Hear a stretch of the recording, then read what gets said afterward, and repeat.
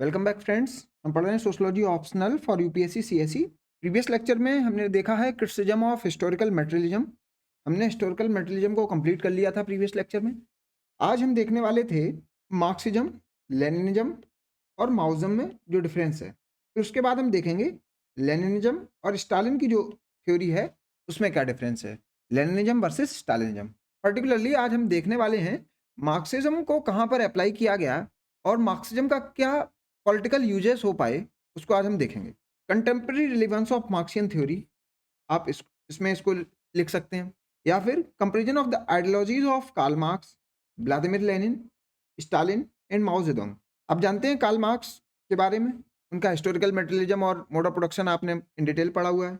उनके आइडिया को अप्लाई किया व्लादिमीर लेनिन ने कुछ मॉडिफिकेशंस के साथ, इन्हीं आइडिया को अप्लाई किया माओ जेडोंग ने कुछ मॉडिफिकेशंस के साथ, और फिर इन्हीं आइडिया को अप्लाई किया स्टालिन ने बहुत सारे मॉडिफिकेशंस के बाद।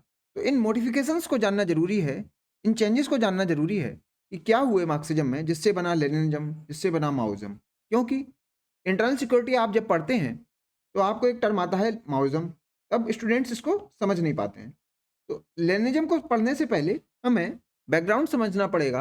अक्टूबर रिवॉल्यूशन हैपेंड इन रशिया इन 1970।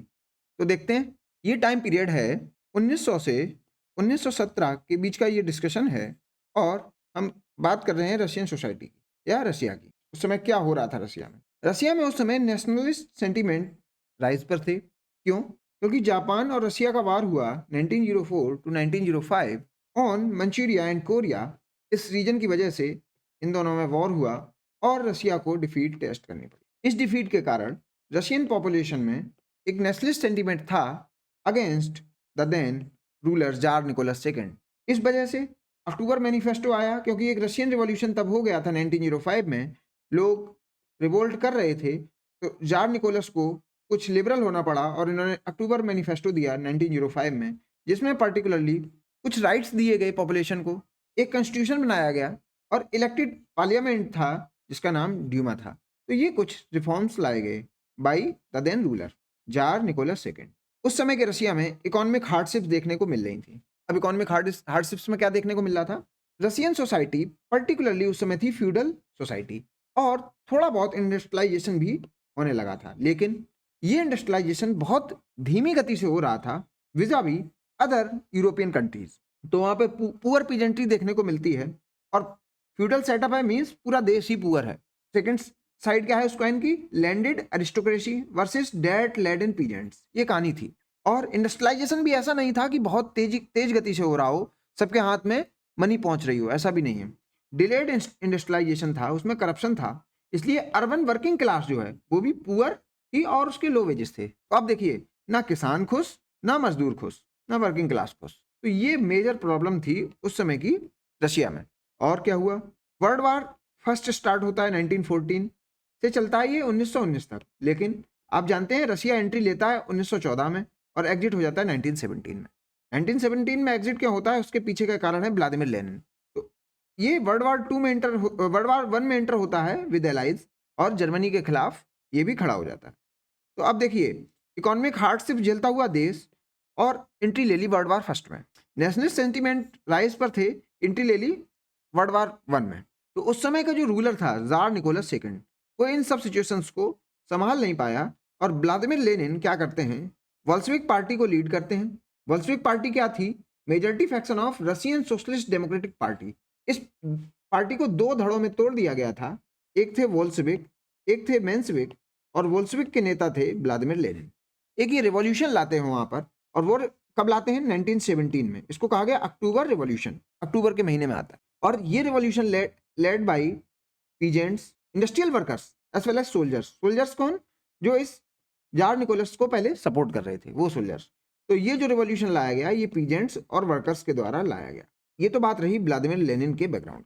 अब देखते हैं कार्ल मार्क्स ये जो थ्योरी दे रहे हैं वो 19th सेंचुरी इंडस्ट्रियल यूरोप की दे रहे हैं। मींस कैपिटलिज्म जब डेवलप हो चुका था उस समय की ये थ्योरी दे रहे हैं। कौन? कार्ल मार्क्स अपने मार्क्सियन थ्योरी में या मार्क्सिज्म में।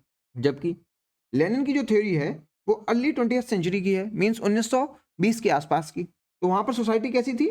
अग्रेरियन और प्री इंडस्ट्रियल सोसाइटी। और वहां पर उस समय वहां पर रूल कौन कर रहा था? जार। जबकि माओइज्म जो माओ जेडोंग के द्वारा लाया गया, माओ जेडोंग कौन? ये भाई साहब, इनका जो लाइफ स्पान है वो 1893 टू 1976 है।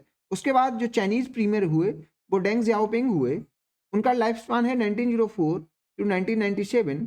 और फिर हमें देखने को मिलते हैं जो अभी करंट में हैं, सी जिनपिंग, इनका लाइफ स्पान 1953 टू डेड। अब देखते हैं माओइज्म में क्या है। ये चाइनीज सोसाइटी की बात है, जैसे ये रशियन सोसाइटी की है, ये पर्टिकुलरली इंडस्ट्रियल यूरोप के बारे में लिखा मार्क्स ने। ये चाइनीज सोसाइटी पर फोकस कर रहे हैं। और चाइनीज सोसाइटी उस समय कैसी थी? सेमी फ्यूडल थी, सेमी कॉलोनियल और agrarian, means particularly agrarian society कही जाएगी। प्राइमरी रिवोल्यूशनरी क्लास कौन सी है as per marks? Industrial proletariat, क्योंकि ये देख रहे हैं इंडस्ट्रियल यूरोप के कंटेक्स्ट में।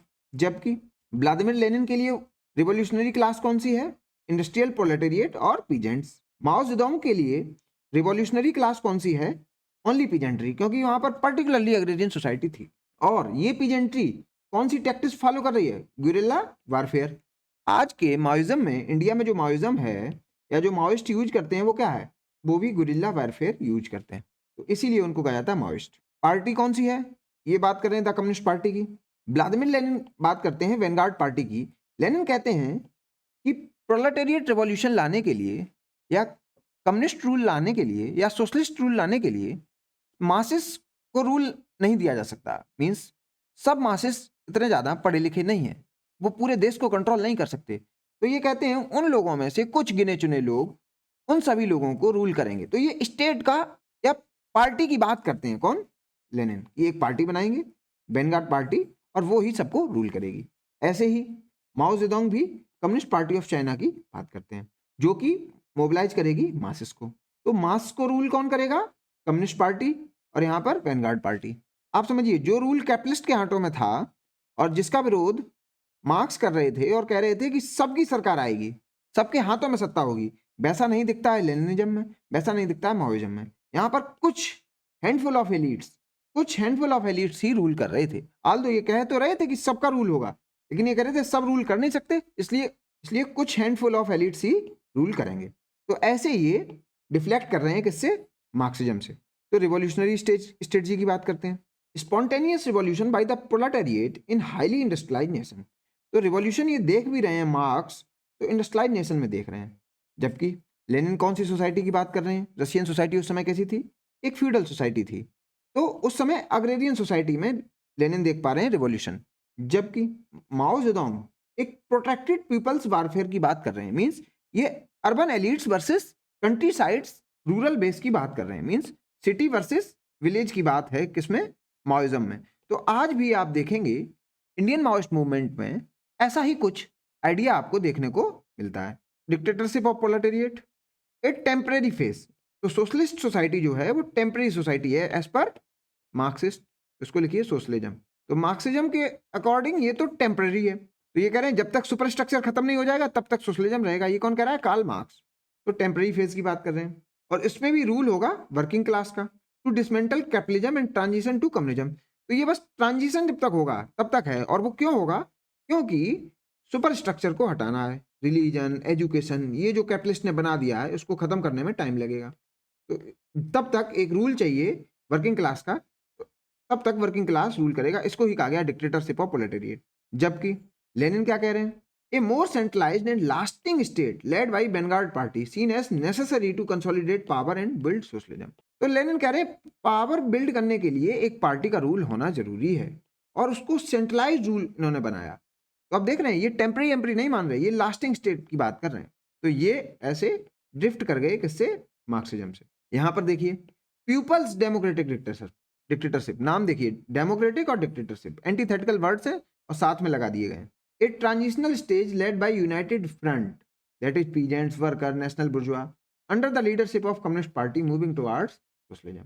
अब देखिए इंपेरियलिज्म पर क्या व्यू है किसके? सबसे पहले मार्क्स के देखते हैं। Analysed capitalism global expansion but did not prioritise anti imperialist struggle as the primary driver of revolution in colonised nation. तो मार्क्स ग्लोबल एक्सपेंशन की तो बात कर रहे हैं, कैपिटलिज्म में ग्लोबलिज्म का इफेक्ट देख पा रहे हैं, लेकिन एंटी इंपेरियलिस्ट बातें नहीं कर रहे हैं, या नहीं कह रहे हैं कि रिवॉल्यूशन होगा इस बेसिस पर। जबकि लेनिन कह रहे हैं imperialism the highest stage of capitalism, तो ये कह रहे हैं इंपेरियलिज्म ही हाईएस्ट स्टेज है कैपिटलिज्म की। Argued that imperialism was the final stage of capitalism and a major cause of war and revolution, इसी वजह से रिवॉल्यूशन होगा। अब देखिए ये बात भी एड ऑन है किसमें, मार्क्सिज्म में। मार्क्स जो बात नहीं सोच पा रहे हैं उसको और सोच पा रहे हैं कौन, Lenin. Specially in less developed Nations, तो अकेली रसिया की बात नहीं कर रहे हैं, ये हर एक देश की बात कर रहे हैं जो इंपेरियलिज्म का सताया गया है, उसमें रिवॉल्यूशन होगा। ये कौन कह पा रहा है, लेनिन साहब। अब देखते हैं माओइज्म में क्या है। Anti imperialism was a central tenet seeing foreign domination as a key contradiction to be overthrown, advocated for national liberation movements. तो ये कह रहे हैं देश आजाद होंगे, मीन्स कुछ ऐसी ही बात ये सोच रहे हैं, लेनिन जैसी बातें सोच पा रहे हैं किसके रिस्पेक्ट में, एंटी इंपेरियलिज्म के रिस्पेक्ट। अब देखते हैं कल्चरल रिवॉल्यूशन। कल्चरल रिवॉल्यूशन जैसा कुछ कंसेप्ट मार्क्स की राइटिंग में नहीं है, जबकि इसको ले आते हैं कौन, माओ जेडोंग। माओ जेडोंग। अब देखते हैं लेनिन क्या कह रहे हैं कल्चरल रिवॉल्यूशन पर। नॉट अ कोर कंसेप्ट, ये कोई कोर कंसेप्ट नहीं है, लेकिन इंटरनल पार्टी परजिश चलती रहती है एंड आइडियोलॉजिकल कैंपेन्स अकर्ड। हाँ, आइडियोलॉजी के आधार पर लोगों को निपटाना, अपने पॉलिटिकल राइवलरी वाले लोगों को हटाना, निपटाना, इसको ही कहा गया कल्चरल रिवॉल्यूशन। और ऐसा होता आया है लेनिन की स्टेट में भी, जबकि माओइज्म में ये बहुत ज़्यादा देखने को मिला। कैसे, Mao advocated for continuous revolution, ये कह रहे हैं चलता रहेगा रिवॉल्यूशन विद इन सोसाइटी, उनकी सोसाइटी में, and the party to prevent capitalist restoration and maintain revolutionary purity.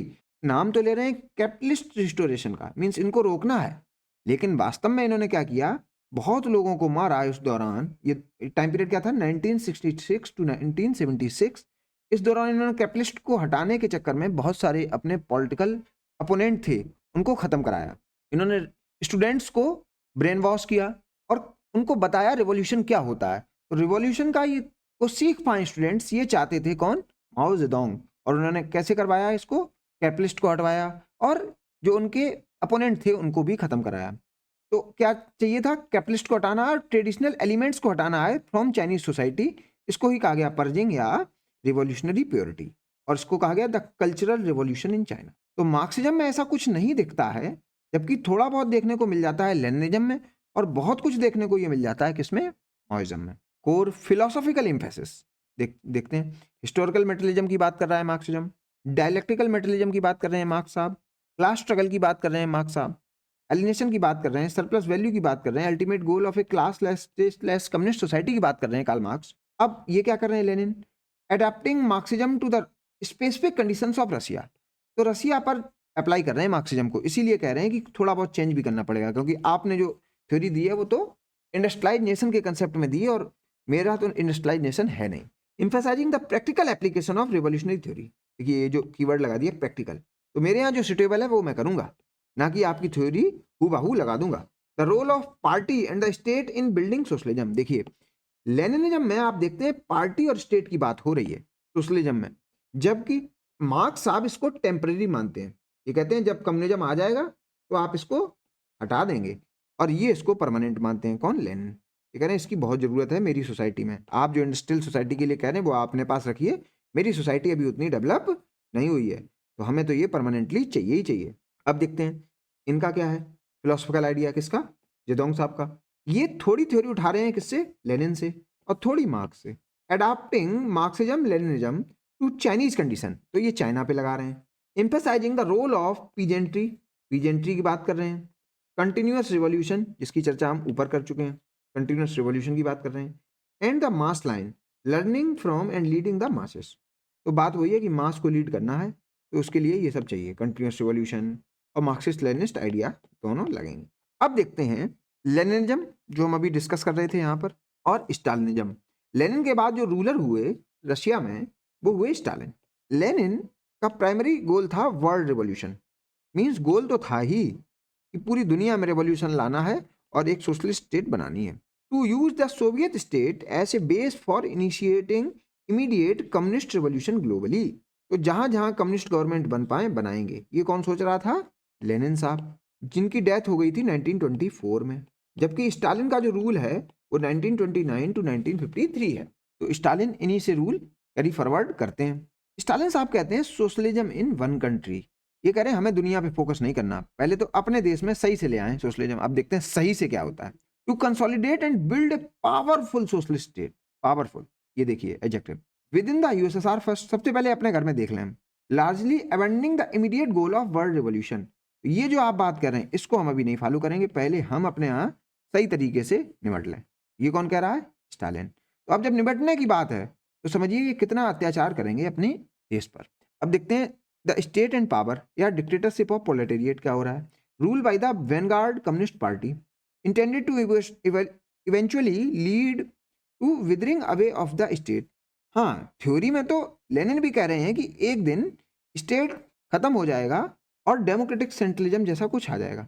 Means Lenin मान रहे हैं ओपन डिस्कशन को, यूनिफाइड एक्शंस को। ये जो डेमोक्रेटिक सेंट्रलिज्म है ये लेनिन थ्योरी का एक की टेनेट है। लेनिन इस पर विश्वास थोड़ा बहुत करते थे। डेमोक्रेटिक सेंट्रलिज्म, सेंट्रलिज्म है लेकिन कुछ लोगों के हाथ में, तो इसलिए कहा गया डेमोक्रेटिक सेंट्रलिज्म। लेकिन स्टालिन जो फोकस कर रहे हैं वो टोटलिटेरियन स्टेट पर कर रहे हैं। स्टेट बहुत दमनकारी है। कैसे?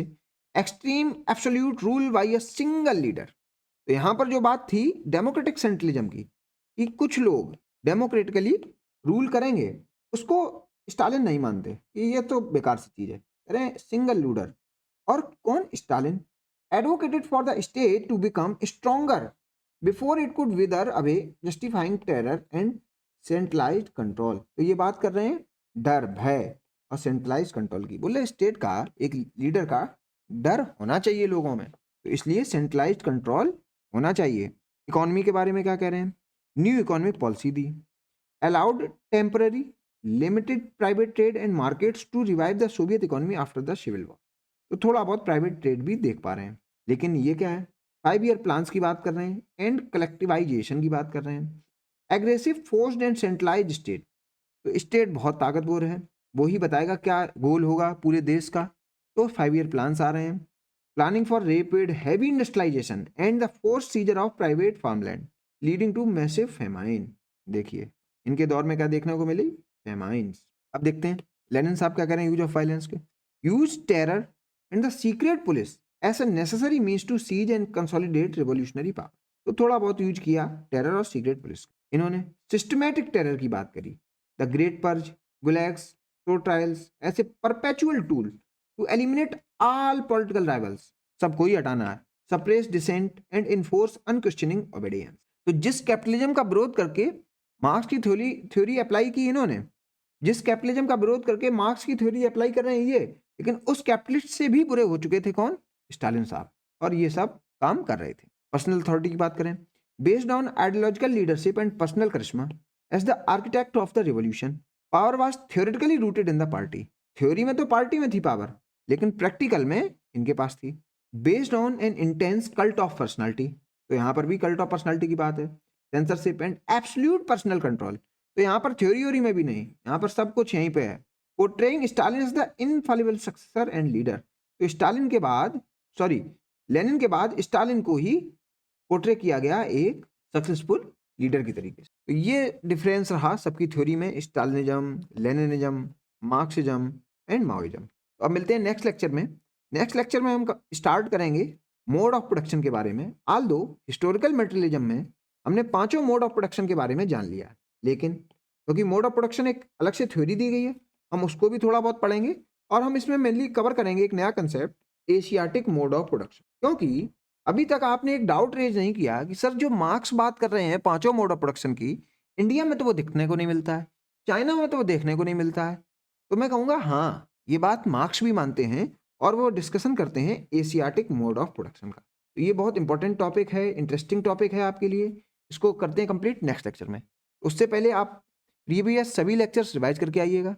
Thank you. मैं बात करना चाहूंगा आपके डाउट क्लेरिफिकेशन के बारे में। आपको कोई डाउट है इस कोर्स में तो आप वीडियो के डिस्क्रिप्शन में दिए गए लिंक को देखिए और उस गूगल फॉर्म में अपने डाउट्स को आप पुट कर दीजिए। एक किसी पर्टिकुलर लेक्चर में जो आपके एजुकेटर होंगे वो उन डाउट्स को एक साथ क्लियर कर देंगे और उस लेक्चर के बारे में आपको इंटीमेट कर दिया जाएगा आपके मोबाइल नंबर पर शिक्षा सेतु टीम के द्वारा। अदर देन दिस आप ज्वाइन कर सकते हैं व्हाट्सएप कम्युनिटी, जो कि एक इंटरेक्शन पॉइंट होगा सभी स्टूडेंट्स का, तो आप इसको भी ज्वाइन कर सकते हैं। अदर देन दिस आप इस यूट्यूब चैनल को जरूर ज्वाइन करिएगा, जिससे कि आपको आने वाले लेक्चर्स के बारे में पता चलता रहे।